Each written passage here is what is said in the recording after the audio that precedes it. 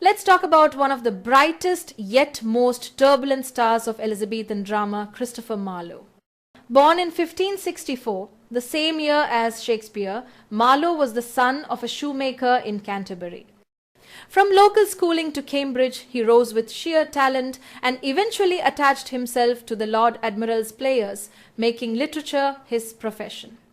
But Marlowe's life was never simple. He was accused of atheism and immorality, and this accusation was featured in your exam, charges that in those times could be fatal. His story ended suddenly in 1593, stabbed to death in a tavern brawl, again asked in exam. Some even say it was a quarrel over romantic interests. What do you think? Write in the comment below. His death saved him from prosecution, but it also left his career unfinished, with just 6 plays to his name. Despite this, Marlowe left an enormous mark. In Robert Greene's deathbed tract, Greene's Groat's Worth of Wit, he was called a famous grazer of tragedians, again asked in exam. Yet, Greene also scolded him for irreligious sayings like claiming there is no God and for following Machiavellian policy. Even his contemporary Thomas Kyd accused him of writing papers that denied the divinity of Christ. Clearly, Marlowe was a figure both celebrated and feared. Now let's look at his art. Marlowe's characters are massive, majestic, but often bleak, driven by ambition, greed, and the thirst for power. They lack the warmth and humanity Shakespeare would later bring, but they burn with volcanic energy. And his style? Ben Jonson famously called it Marlowe's mighty line, and this remark was asked in exam, a soaring, powerful blank verse that changed English drama forever. In fact, Tamburlaine the Great, 1587, was the first English play written in blank verse. Marlowe's great tragedies include Tamburlaine, Dr. Faustus, 1588, The Jew of Malta, 1590, and Edward II, 1592, asked in exam. His themes are almost always the same: overreaching ambition, tragic downfall, and the darkness of the human spirit. And these had been asked in exam.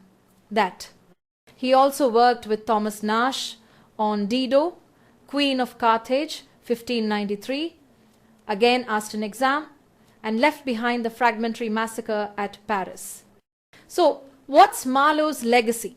In just a few years, he transformed Elizabethan theatre.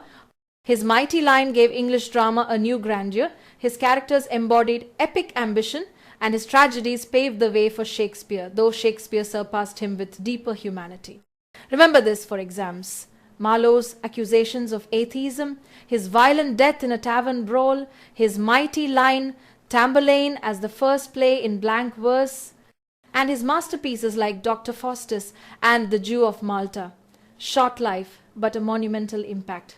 Now, we're going to dive into 2 of Christopher Marlowe's most important works. First up, let's talk about his first play with a collaboration, Dido, Queen of Carthage. Did you know this play was co-written with another University Wit, Thomas Nash? Written around 1585 to 1587 and printed in 1594, the playwrights took their primary sources from Virgil's famous epic, the Aeneid. Let's decode the plot. It tells a very dramatic tale of Dido's passionate love for Aeneas, which was actually induced by the god Cupid. The story takes a tragic turn when Aeneas betrays her and leaves for Italy, leading to Dido's heartbreaking suicide. Now, let's move on to the play that truly showcased Marlowe's individual genius, Tamburlaine. Published in 2 parts, the first around 1587 and the second around 1588, this was his first play written entirely on his own. It's also the play where Ben Jonson famously referred to Marlowe's powerful use of blank verse as his mighty line, and this particular remark was asked in exam. This is a must-know point for your exam, so be sure to remember it. Hold that thought, because the characters in this play are super important. In part 1, Tamburlaine is introduced as a humble Scythian shepherd, but here's the golden trick. In part 2, he becomes the powerful king of Persia. And this too was asked in exam. His followers like Teheles and Uzumkesain also become kings in part 2. And Xenocrate, who is the daughter of the Soldan of Egypt in the first part, becomes Tamburlaine's wife in part 2. Some time ago it was asked in exam. You'll love this part because we're going to break down the key plot points of Tamburlaine, and these are often asked in the exam. The story follows Tamburlaine's incredible rise from a shepherd to a powerful warlord. He wins the heart of Xenocrate and humiliates his enemies, even using the captured Turkish emperor Bajazet as his footstool. He becomes the king of Persia and crowns Xenocrate his empress. In a moment of rage, he even kills his own son Caliphas for refusing to fight. The play is famous for Tamburlaine's final defiant act of burning the Quran and his iconic line, "Hola, ye pampered jades of Asia." The story ends with his death, leaving his legacy to his sons. The Jew of Malta is a 5-act tragedy in blank verse, believed to have been written around 1590 but wasn't published until 1633. The play, whose full title is The Famous Tragedy of the Rich Jew of Malta, begins with a prologue by the ghost of Niccolo Machiavelli, a character who introduces the tragedy of a Jew and the cynical worldview of the play. This has been asked in the exam, so it's a key detail to remember.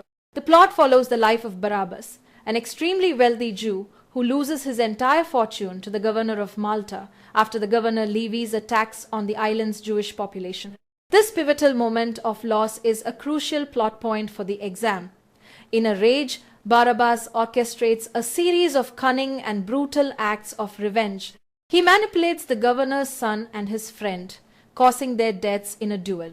When his own daughter, Abigail, becomes horrified by his actions and converts to Christianity, he poisons her and the entire nunnery she has joined. His violence escalates as he strangles a friar and frames another. Barabbas is eventually betrayed by his slave, Itamor, and he fakes his own death with a sleeping potion. Upon his return, he switches his allegiance and plots with the Turkish forces to kill the governor and his men using a gunpowder plot, which is an important point for your exam. His devious plans ultimately backfire when the governor double-crosses him. In a final moment of ironic justice, Barabbas falls into a boiling cauldron he had prepared for the Turks, dying a horrible death and cursing as he burns. This ending, where Barabbas meets his end by his own trap, has also been asked in the exam. Hey everyone, let's talk about one of Christopher Marlowe's most famous and significant plays, Dr. Faustus. The full title is The Tragical History of D. Faustus, and it's a tragedy in 5 acts. Written around 1588 to 1592, it was first published in 1604. Pause here and note this down, because this play, its title and its publication date have all been asked in the exam. Here's the golden trick. And you absolutely must know the characters of this play, because they've all been a part of past exam questions. We have the tragic main character himself, Faustus, a brilliant scholar who makes a terrible deal with the devil. He trades his soul for a life of ultimate power and knowledge. And who helps him make that deal? The clever and powerful devil Mephistopheles, who is summoned by Faustus's magic. You'll also see 2 very important characters who aren't even real people. The good angel, who constantly encourages Faustus to turn back to God, and the evil angel, who pulls him in the other direction. This represents the internal struggle happening inside Faustus's mind. There's also the wise old man who appears towards the end, urging Faustus to repent and seek mercy before it's too late. The play also features the ruler of all devils, Lucifer, the prince of hell, who shows up to remind Faustus of their bargain. For comic relief, we have Wagner, Faustus's servant, who learns a little magic himself, as well as Wagner's servant, the clown. And let's not forget about the innkeeper, Robin, and his friend, Rafe, who also use basic conjuring for their own little tricks. Finally, there's the chorus, who narrates and comments on the story, guiding the audience through the events. This is a classic UGC trap, so let's be careful and pay attention. Knowing who each of these characters are and their role in the play is critical for your exam. Let's get to the heart of Christopher Marlowe's famous play and talk about the plot of Dr. Faustus. We'll start at the very beginning with the chorus introducing our tragic hero. Can you recall where Faustus started? The play tells us that although he was low-born, he quickly earned a doctorate from the University of Wittenberg, and that particular point was asked in exam. His immense pride and thirst for knowledge, however, lead him down a dangerous path, the world of black magic. He is taught the fundamentals of necromancy by two key characters, Valdis and Cornelius, which is another point that has appeared in the exam. Faustus then summons the devil Mephistopheles and makes a terrible bargain, 24 years of ultimate power and knowledge in exchange for his soul. As soon as he does, the words Homo fuge, which is Latin for O man, fly, appear branded on his arm. Again, these words were asked in exam. He hesitates, but ultimately signs the pact in his own blood. Mephistopheles then distracts him with a spectacular dance of devils. When Faustus begins to regret his decision, Mephistopheles and Lucifer bring in the personifications of the 7 deadly sins to entertain and distract him. Here's the golden trick. So, now that he has his magical powers, Faustus uses them for all sorts of mischief. He flies to Rome and, invisible to everyone, plays tricks at the Pope's feast, stealing food and even boxing the Pope's ears. And this particular event was asked in exam. He gains great fame with his powers and is asked by Emperor Charles V to perform illusions for his court. Can you recall who the emperor asked to see? He asked to see Alexander the Great. Again, asked in exam. Faustus also uses his powers to humiliate others, like when a knight scoffs at him and he makes antlers sprout from the knight's head. You'll love this part, as we see how Faustus's powers are used for silly tricks on everyday people. He sells a horse to a horse courser that turns into a heap of straw when it's ridden into a river. The horse courser, along with Robin the clown and others, later show up to seek justice at Faustus's court. Again, asked in exam. Faustus also entertains the Duke and Duchess with illusions, showing off his immense power. Finally, we come to the tragic end. Hold that thought, because Faustus's servant Wagner reveals that Faustus is preparing for his death, as his 24 years are nearly up. This was asked in exam. In his final moments, Faustus summons Helen of Troy for comfort and love, which gives us one of the most famous quotes in all of literature. Was this the phase that launched 1,000 ships and burned the topless towers of Ilium? These lines had been featured in the exam. He reveals to his friends that he is a damned soul, and in the final moments, Mephistopheles taunts him as Faustus desperately pleads for mercy. But it's too late. At the stroke of midnight, the devils drag him to hell forever. And the ending had been asked in exam. Let's move into the later works of Christopher Marlowe, where his drama, translations and poetry reveal both his daring imagination and his turbulent times. First, Edward II, full title, The Troublesome Reign and Lamentable Death of Edward II, King of England, with the tragical fall of proud Mortimer.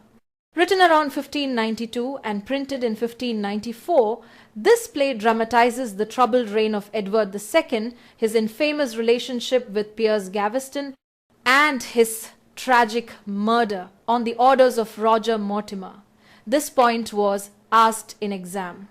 Marlowe drew most of his material from the 3rd volume of Raphael Holinshed's Chronicles of 1587, and this source was asked in exam. Here's the plot in brief. Gaveston returns from exile, sparking noble conspiracies. He is eventually captured while Queen Isabella betrays Edward. Gaveston is killed, Edward strikes back and briefly triumphs, but Isabella allies with France, forcing Edward into flight. The king is eventually captured and murdered, Mortimer is executed, and young Edward III ascends the throne. This structure makes Edward II one of the earliest English history plays to balance political drama with personal tragedy. Marlowe's The Massacre at Paris, written around 1593, survives only in an incomplete form. Later, Nathaniel Lee completed it in 1689. Today, it is chiefly remembered because it inspired a song by Henry Purcell. Now, on to Marlowe's poetry and translations, many of which circulated or gained fame only after his death. He translated Ovid's Amores Latin elegiac couplets, but the work was condemned, with copies publicly burned in 1599 for being offensive. His most famous lyric, The Passionate Shepherd to His Love, around 1587 or 88, begins with that unforgettable invitation, "Come live with me and be my love." Yes, this poem is a favorite exam question. And then we have the unfinished narrative poem Hero and Leander around 1593, completed after Marlowe's death by George Chapman in 1598, and this has been asked in exam. The story tells of Hero, a priestess of Venus sworn to chastity, and Leander, who falls in love with her. He persuades her to break her vows, swimming nightly across the Hellespont to reach her. Along the way, Neptune mistakes him for Ganymede, but returns him safely, a mythological twist woven into the tale. Finally, Marlowe also translated Pharsalia, Book 1 by Lucan, around 1593, printed posthumously in 1600. Pause here and note when revising. Marlowe, examiners love to test not just his plays like Dr. Faustus and Tamburlaine, but also his translations and lyrics. Amores burned in 1599. The Passionate Shepherd, with its iconic first line, Hero and Leander, completed by Chapman, these are classic UGC NET traps. And here's something you must remember: Ben Jonson famously praised Marlowe for his mighty line. As you know, it was asked in exam. And the best way to feel that power is to hear it in action. Take this passage where Tamburlaine, the scourge of God, reviews his past conquests.